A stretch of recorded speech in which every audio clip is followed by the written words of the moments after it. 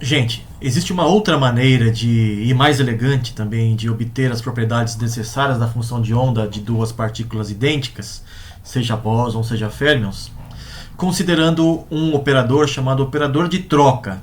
Tá?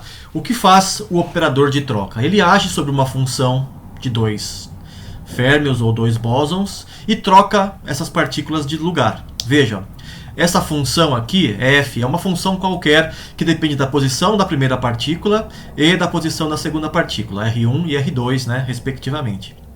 O que o operador de troca faz? Ele troca o lugar das partículas. Ele pega, o operador P, operador de troca, age sobre esta função, tendo o efeito de trocar o elétron 1, ou a partícula 1, que estava em R1, bota em R2, e a partícula 2, que estava em R2, foi para R1.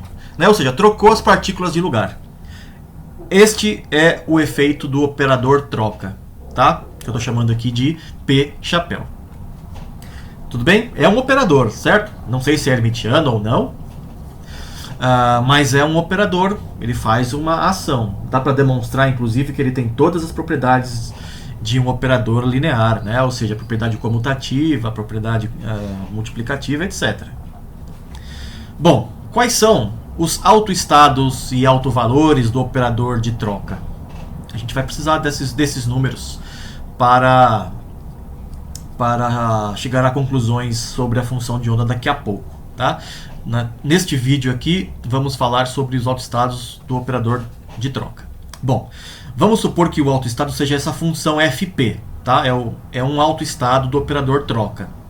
Eu sei então que o operador agindo sobre esse autoestado gera a mesma função multiplicada por um autovalor lambda p. Tudo bem? Né? O operador agindo sobre o autoestado gera o autovalor vezes o autoestado. Isso a gente já sabe. Agora, além disso, né, fp é uma função como qualquer outra do espaço das funções, né, do espaço de Hilbert desse problema. Portanto, quando o operador de troca age sobre essa função fp, a ação é de trocar as partículas de lugar. Né? A única particularidade do autoestado é que vale também esta primeira equação aqui. Então, tenho duas equações para o autoestado fp. A primeira, que é a genérica, né, esta daqui, que vale para qualquer função, de trocar as partículas de lugar. E a segunda, específica para os autoestados, é que ela gera o próprio autoestado multiplicado por um autovalor. Tá? Então vamos guardar essas duas equações e agora aplicar novamente o operador de troca dos dois lados. Vamos pegar aqui a primeira. Ó. P, fp age de novo com P. Então fica P ao quadrado, agindo sobre essa função. E também faz, para manter a igualdade, né, faz o operador P agir deste lado também. Então, P fp, ou seja, P ao quadrado fp, é o lambda p, que é só um número, P fp. Né? Agora, Pfp é o lambda fp. Então tá aqui, ó, fica o lambda vezes lambda ao quadrado fp. Tudo bem? Então, esta primeira equação aqui veio desta aqui.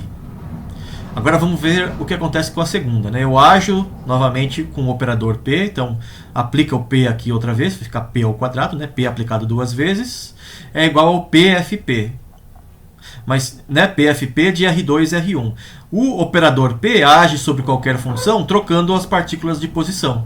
Então, o elétron 1, ou a partícula 1, estava na posição R2, foi para a posição R1, e a partícula 2, que estava em R1, foi para R2. Certo? Espero que tenha ficado claro. Essas daqui, então, são as aplicações do operador P quadrado, né, no fundo. P ao quadrado agindo sobre Fp gera um lambda ao quadrado Fp. Então, lambda ao quadrado é o autovalor de P ao quadrado. Ao mesmo tempo, ó, P ao quadrado agindo sobre Fp com R1 e R2 é a própria função R1 e R2, né? Fp em R1 e R2. Então é como se o P ao quadrado fosse igual a 1. Ó. P ao quadrado não tem nenhuma ação, não tem nenhum efeito. Né? Eu aplico o operador P duas vezes, ou seja, P ao quadrado, e obtenho a própria função. Tudo bem? Isso vale para qualquer função, não só para o autoestado. Né? Pode ser qualquer função f. Aplica uma vez, troca. aplica outra vez, troca de novo, ou seja, volta para onde estava. Então, no operador P ao quadrado é igual a 1, é o operador unitário, né? Agora, olhando daqui, ó, né? P ao quadrado aplicado a FP é o lambda ao quadrado FP e é também igual simplesmente ao FP.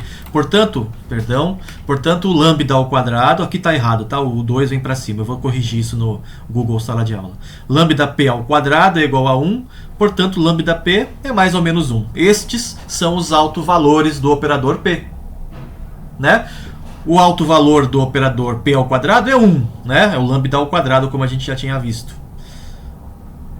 Portanto, né, tirando a raiz quadrada aqui, lambda P ao quadrado é 1, lambda P é mais ou menos 1. Esses são os autovalores do operador P. Certo?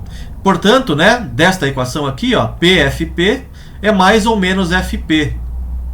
Né? Agora, que também é igual ao FP R2 R1 trocado, né? Acho que está claro, espero que sim. Ou seja, né, os autoestados do operador de troca são quaisquer funções simétricas ou antissimétricas. O que significa simétrico ou antissimétrico nesse contexto? É isso.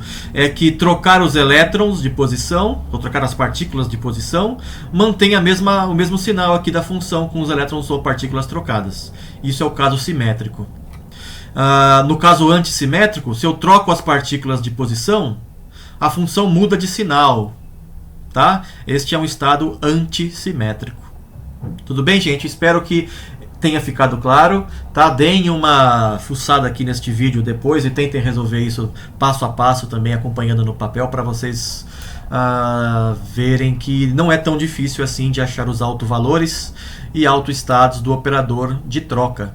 Tá? Agora, para que ele serve, a gente vai ver no próximo vídeo. Tá bom? Então, até daqui a pouco. Valeu!